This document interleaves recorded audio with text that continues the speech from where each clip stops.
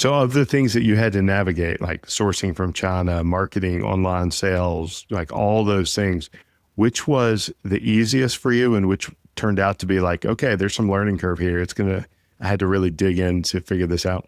Probably marketing was really hard, figuring out how to market and still make money. Took me a long time to do that. But I think the biggest struggle was you have this freedom as an entrepreneur, which is great.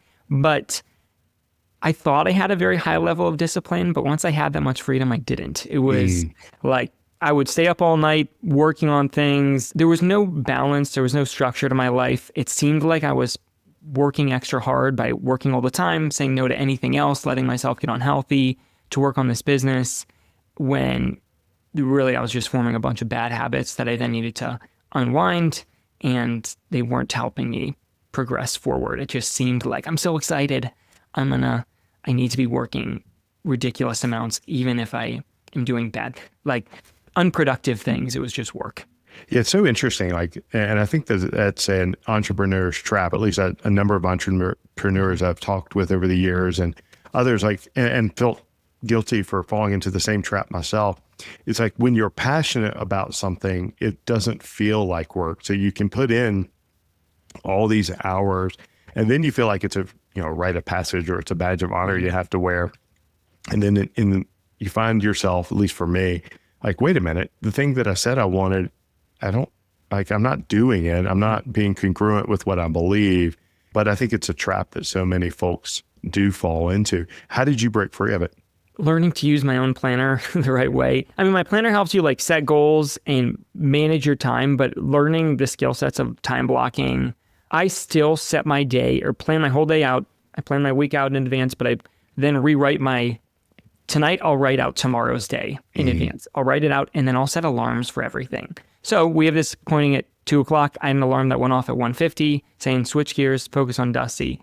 But that was a habit that I formed, I don't know, like 5 years ago now, where I planned my whole day out with alarms. And then it was like, by the time I got up, I can just go from there. Like when me and my wife were dating, I would have an alarm set for when she had to leave. Because it's like, look, I need to get to bed on time. You need to get to bed on time. It's time for you to leave. Now, she didn't like that. She respected the fact that like I had become very disciplined at that point. But maybe it was like I had gone so far one way, I overcorrected with these alarms. But it's forced me to make time blocks and set alarms.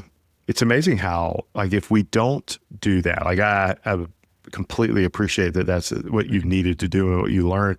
If you don't do that, the time's going to pass anyway. But the problem is that we don't intentionally choose how to spend our time. And like, that's the only non-renewable resource or asset that we have. We can make more money. We can you can't make more time. And like, I know that I use the process like you do. I decode at the end of the day, plan the next day, outline what's important. Is it perfect? No, but you strive for a process, and then, don't let, something comes up. If I get a phone call or something goes weird, so be it. Like, those things happen, but I have to have a plan. Plan your work your plan. I think probably now, as I've gotten a little older in life, one of the big things that's helped me structure my life is my family, my wife and my kids. I could say like, I would not be nearly where I am in my career without them. I think some people might have this view like your kids are going to be battling against your success, and that just hasn't been my take. It's like, I have an alarm that goes off that I need to be done working at 4:45 p.m. There's no wiggle room on that with my wife.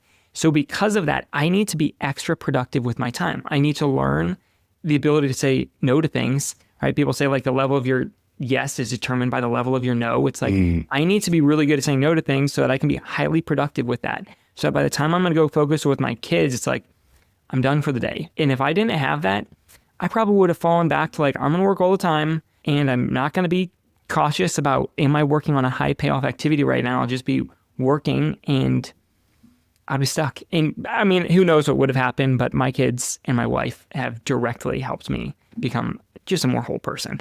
That's and amazing. That helped in my business. Yeah, it's amazing how the balance does. And, I have to guard against those traps myself. And I will personally position it through the lens of, but I'm having fun and I'm loving it. But if you make one thing the most important thing, and everything else suffers. So it's certainly a journey.